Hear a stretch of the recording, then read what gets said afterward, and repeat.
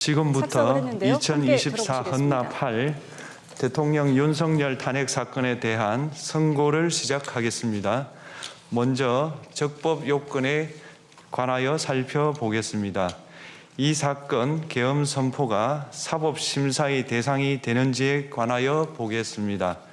고위공직자의 헌법 및 법률 위반으로부터 헌법 질서를 수호하고자 하는 탄핵 심판의 취지를 고려하면 이 사건 계엄 선포가 고도의 정치적 결단을 요하는 행위라 하더라도 그 헌법 및 법률 위반 여부를 심사할 수 있습니다. 국회 법사의 조사 없이 이 사건 탄핵 소추안을 의결한 점에 대하여 보겠습니다. 헌법은 국회의 소추 절차를 입법에 맡기고 있고 국회법은 법사위 조사 여부를 국회의 재량으로 규정하고 있습니다. 따라서 법사위의 조사가 없었다고 하여 탄핵 소추 의결이 부적법하다고 볼 수 없습니다. 이 사건 탄핵 소추안의 의결이 일사부재의 원칙에 위반되는지 여부에 대해서 보겠습니다. 국회법은 부결된 안건을 같은 회기 중에 다시 발의할 수 없도록 규정하고 있습니다. 피청구인에 대한 1차 탄핵 소추안이 제418회 정기회 회기에 투표 불성립되었지만 이 사건 탄핵 소추안은 제419회 임시회 회기 중에 발의되었으므로 일사부재의 원칙에 위반되지 않습니다. 한편 이에 대해서는 다른 회기에도 탄핵 소추안의 발의 횟수를 제한하는 입법이 필요하다는 재판관 정형식의 보충 의견이 있습니다. 이 사건 계엄이 단시간 안에 해제되었고 이로 인한 피해가 발생하지 않았으므로 보호 이익이 험결되었는지 여부에 대해서 보겠습니다. 이 사건 계엄이 해제되었다고 하더라도 이 사건 계엄으로 인하여 이 사건 탄핵 사유는 이미 발생하였으므로 심판의 이익이 부정된다고 볼 수 없습니다. 소추 의결서에서 내란죄 등 형법 위반 행위로 구성하였던 것을 탄핵 심판 청구 이후에 헌법 위반 행위로 포섭하여 주장한 점에 대하여 보겠습니다.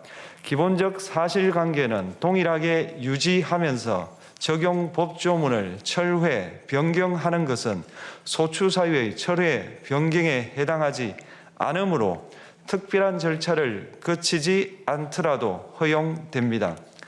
피청구인은 소추 사유에 내란죄 관련 부분이 없었다면 의결 정족수를 충족하지 못하였을 것이라고 주장하지만 이는 가정적 주장에 불과하며 객관적으로 뒷받침할 만한 근거도 없습니다. 대통령의 지위를 탈취하기 위하여 탄핵 소추권을 남용하였다는 주장에 대하여 보겠습니다. 이 사건 탄핵 소추안의 의결 과정이 적법하고 피소추자의 헌법 또는 법률 위반이 일정 수준 이상 소명되었으므로 탄핵 소추권이 남용되었다고 볼 수 없습니다. 그렇다면 이 사건 탄핵 심판 청구는 적법합니다. 한편 증거법칙과 관련하여 탄핵 심판 절차에서 형사소송법상 전문 법칙을 완화하여 적용할 수 있다는 재판관 이미선, 김형두의 보충 의견과 탄핵 심판 절차에서 앞으로는 전문 법칙을 보다 엄격하게 적용할 필요가 있다는 재판관 김복형, 조한창의 보충 의견이 있습니다. 다음으로 피청구인이 직무집행에 있어 헌법이나 법률을 위반하였는지 피청구인의 법 위반 행위가 피청구인을 파면할 만큼 중대한 것인지에 관하여 살펴보겠습니다. 우선 소추 사유별로 살펴보겠습니다. 1. 이 사건 계엄 선포에 관하여 보겠습니다.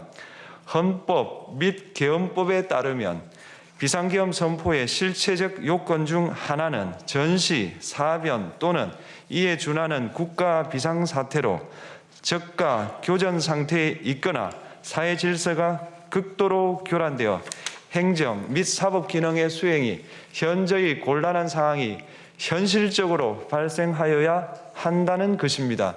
피청구인은 야당이 다수 의석을 차지한 국회의 이례적인 탄핵소추 추진, 일방적인 입법권 행사 및 예산 삭감 시도 등의 전횡으로 인하여 위와 같은 중대한 위기사항이 발생하였다고 주장합니다. 피청구인의 취임 후 이 사건 계엄 선포 전까지 국회는 행안부 장관, 검사, 방통위위원장, 감사원장 등에 대하여 총 22건의 탄핵소추안을 발의하였습니다. 이는 국회가 탄핵소추 사유의 위헌위법성에 대해 숙고하지 않은 채 법 위반의 의혹에만 근거하여 탄핵심판 제도를 정부에 대한 정치적 압박 수단으로 이용하였다는 우려를 낳았습니다. 그러나 이 사건 계엄 선포 당시에는 검사 1인 및 방통위위원장에 대한 탄핵 심판 절차만이 진행 중이었습니다. 피청구인이 야당이 일방적으로 통과시켜 문제가 있다고 주장하는 법률안들은 피청구인이 제의를 요구하거나 공포를 보류하여 그 효력이 발생되지 않은 상태였습니다. 2025년도 예산안은 2024년 예산을 집행하고 있었던 이 사건 계엄 선포 당시 상황에 어떠한 영향을 미칠 수 없고 위 예산안에 대하여 국회 예결특위의 의결이 있었을 뿐 본회의의 의결이 있었던 것도 아닙니다. 따라서 국회의 탄핵소추, 입법, 예산안 심의 등의 권한 행사가 이 사건 계엄 선포 당시 중대한 위기 상황을 현실적으로 발생시켰다고 볼 수 없습니다. 국회의 권한 행사가 위법, 부당하더라도 헌법재판소의 탄핵 심판, 피청구인의 법률안 제의 요구 등 평상시 권력 행사 방법으로 대처할 수 있으므로 국가 긴급권의 행사를 정당화할 수 없습니다. 피청구인은 부정선거 의혹을 해소하기 위하여 이 사건 계엄을 선포하였다고도 주장합니다. 그러나 어떠한 의혹이 있다는 것만으로 중대한 위기 상황이 현실적으로 발생하였다고 볼 수는 없습니다. 또한 중앙선관위는 제22대 국회의원 선거 전에 보안 취약점에 대하여 대부분 조치하였다고 발표하였으며 사전, 우편, 투표함, 보관장소, CCTV 영상을 24시간 공개하고 개표 과정에 수검표 제도를 도입하는 등의 대책을 마련하였다는 점에서도 피청구인의 주장은 타당하다고 볼 수 없습니다. 결국 피청구인이 주장하는 사정을 모두 고려하더라도 피청구인의 판단을 객관적으로 정당화할 수 있을 정도의 위기 상황이 이 사건 계엄 선포 당시 존재하였다고 볼 수 없습니다. 헌법과 계엄법은 비상계엄 선포의 실체적 요건으로 병력으로서 군사상의 필요에 응하거나 공공의 안정질서를 유지할 필요와 목적이 있을 것을 요구하고 있습니다. 그런데 피청구인이 주장하는 국회의 권한 행사로 인한 국정마비 상태나 부정선거 의혹은 정치적, 제도적, 사법적 수단을 통하여 해결하여야 할 문제이지 병력을 동원하여 해결할 수 있는 것이 아닙니다.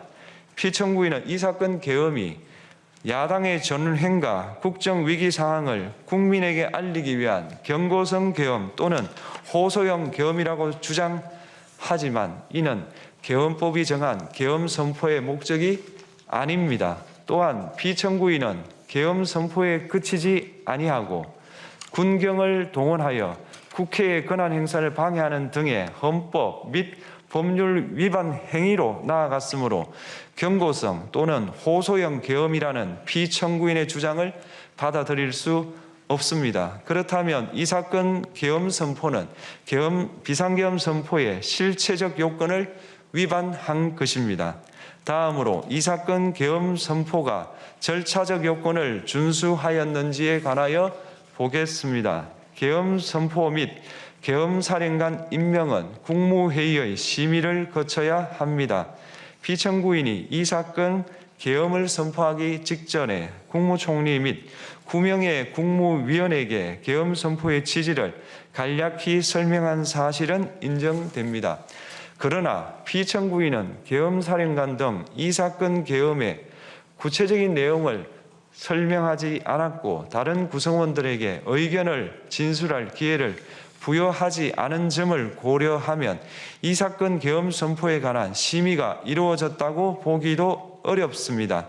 그 외에도 피청구인은 국무총리와 관계 국무위원이 비상계엄 선포문에 부서하지 않았음에도 이 사건 계엄을 선포하였고 그 시행 일시, 시행 지역 및 계엄사령관을 공고하지 않았으며 지체 없이 국회에 통고하지도 않았으므로 헌법 및 계엄법이 정한 비상계엄 선포의 절차적 요건을 위반하였습니다. 2. 국회에 대한 군경 투입에 관하여 보겠습니다. 피청구인은 국방부 장관에게 국회에 군대를 투입할 것을 지시하였습니다. 이에 군인들은 헬기 등을 이용하여 국회 경내로 진입하였고 일부는 유리창을 깨고 본관 내부로 들어가기도 하였습니다. 피청구인은 육군 특수전 사령관 등에게 의결 정족수가 채워지지 않은 것 같으니 문을 부수고 들어가서 안에 있는 인원들을 끄집어내라는 등의 지시를 하였습니다.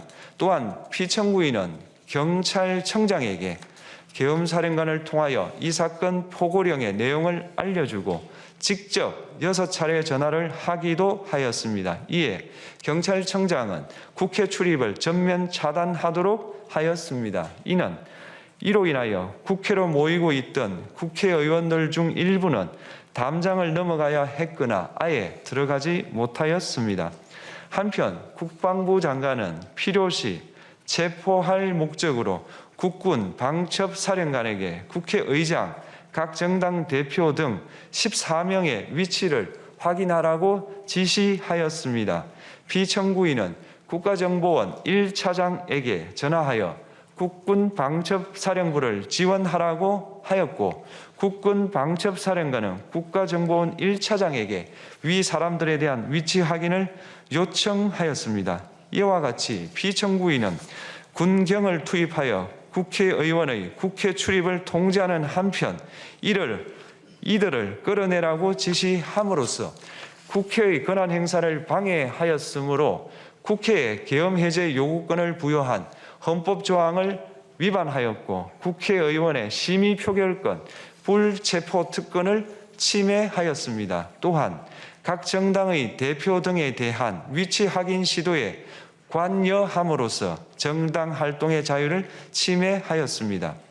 피청구인은 국회의 권한 행사를 막는 등 정치적 목적으로 병력을 투입함으로써 국가 안전보장과 국토방위를 사명으로 하여 나라를 위해 봉사하여 온 군인들이 일반 시민들과 대치하도록 만들었습니다. 이에 피청구인은 국군의 정치적 중립성을 침해하고 헌법에 따른 국군 통수 의무를 위반하였습니다. 3. 이 사건 포고령 발령에 관하여 보겠습니다. 피청구인은 이 사건 포고령을 통하여 국회, 지방의회, 정당의 활동을 금지함으로써 국회에 계엄 해제 요구권을 부여한 헌법조항, 정당 제도를 규정한 헌법조항, 대의민주주의 권력분리 원칙을 위반하였습니다. 비상계엄 하에서 기본권을 제한하기 위한 요건을 정한 헌법 및 계엄법 조항, 영장주의를 위반하여 국민의 정치적 기본권, 단체 행동권, 직업의 자유를 침해하였습니다. 4. 중앙선관위에 대한 압수수색에 관하여 보겠습니다. 피청구인은 국방부 장관에게 병력을 동원하여 선관위의 전산 시스템을 점검하라고 지시하였습니다. 이에 따라 중앙선관위 청사에 투입된 병력은 출입 통제를 하면서 당직자들의 휴대전화를 압수하고 전산 시스템을 촬영하였습니다. 이는 선관위에 대하여 영장 없이 압수수색을 하도록 하여 영장주의를 위반한 것이자 선관위의 독립성을 침해한 것입니다. 5. 법조인에 대한 위치 확인 시도에 관하여 보겠습니다. 앞서 말씀드린 바와 같이 피청구인은 필요시 체포할 목적으로 행해진 위치 확인 시도에 관여하였는데 그 대상에는 퇴임한 지 얼마 되지 않은 전 대법원장 및 전 대법관도 포함되어 있었습니다. 이는 현직 법관들로 하여금 언제든지 행정부에 의한 체포 대상이 될 수 있다는 압력을 받게 함으로 사법권의 독립을 침해한 것입니다. 지금까지 살펴본 피청구인의 법 위반 행위가 피청구인을 파면할 만큼 중대한 것인지 관하여 보겠습니다. 피청구인은 국회와의 대립사항을 타개할 목적으로 이 사건 계엄을 선포한 후 군경을 투입시켜 국회의 헌법상 권한 행사를 방해함으로써 국민 주권주의 및 민주주의를 부정하고 병력을 투입시켜 중앙선관위를 압수수색하도록 하는 등 헌법이 정한 통치구조를 무시하였으며 이 사건 포고령을 발령함으로써 국민의 기본권을 광범위하게 침해하였습니다. 이러한 행위는 법치국가 원리와 민주국가 원리의 기본 원칙들을 위반한 것으로 그 자체로 헌법 질서를 침해하고 민주공화정의 안정성에 심각한 위해를 끼쳤습니다. 한편 국회가 신속하게 비상계엄 해제 요구를 결의할 수 있었던 것은 시민들의 저항과 군경의 소극적인 임무 수행 덕분이었으므로 이는 피청구인의 법 위반에 대한 중대성 판단에 영향을 미치지 않습니다. 대통령의 권한은 어디까지나 헌법에 의하여 부여받은 것입니다. 피청구인은 가장 신중히 행사되어야 할 권한인 국가 긴급권을 헌법에서 정한 한계를 벗어나 행사하여 대통령으로서의 권한 행사에 대한 불신을 초래하였습니다.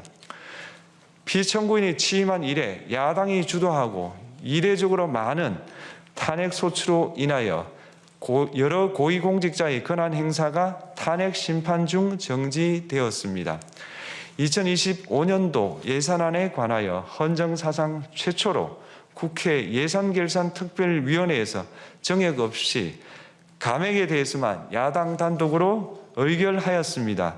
피청구인이 수립한 주요 정책들은 야당의 반대로 시행될 수 없었고 야당은 정부가 반대하는 법률안들을 일방적으로 통과시켜 피청구인의 제의 요구와 국회의 법률안 의결이 반복되기도 하였습니다.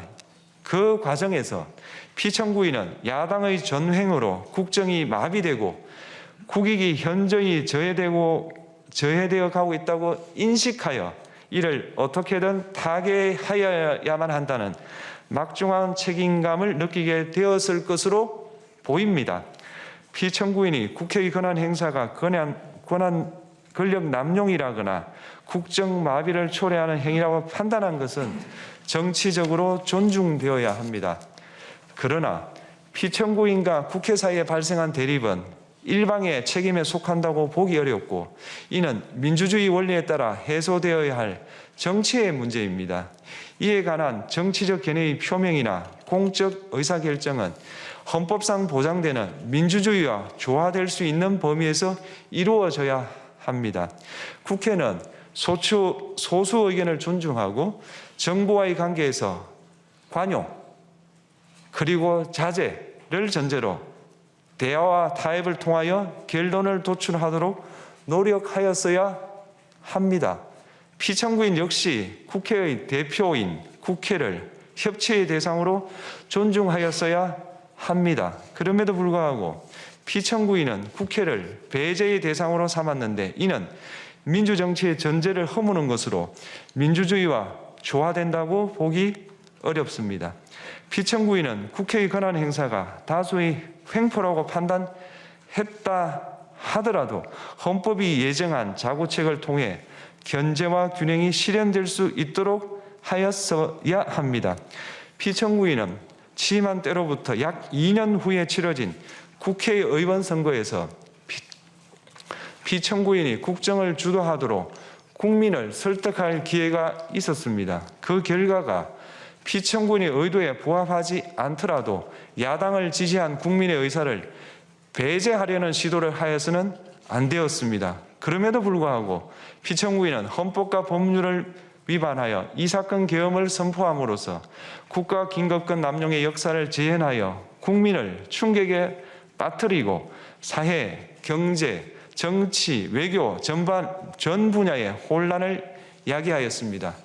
국민 모두의 대통령으로서 자신을 지지하는 국민을 초월하여 사회 공동체를 통합시켜야 할 책무를 위반하였습니다. 군경을 동원하여 국회 등 헌법기관의 권한을 훼손하고 국민의 기본적 인권을 침해함으로써 헌법소의 책무를 저버리고 민주공화국의 주권자인 대한국민의 신임을 중대하게 배반하였습니다. 결국 피청구인의 위법 행위는 국민의 신임을 배반한 것으로 헌법 소호의 관점에서 용납될 수 없는 중대한 법 위반 행위에 해당합니다. 피청구인의 법 위반 행위가 헌법 질서에 미친 부정적 영향과 파급 효과가 중대하므로 피청구인을 파면함으로써 얻는 헌법 소호의 이익이 대통령 파면에 따르는 국가적 손실을 압도할 정도로 크다고 인정됩니다. 이에 재판관 전원의 일치된 의견으로 주문을 선고합니다. 탄핵 사건이므로 선고 시각을 확인하겠습니다. 지금 시각은 오전 11시 22분입니다. 주문, 피청구인 대통령 윤석열을 파면한다. 마치겠습니다.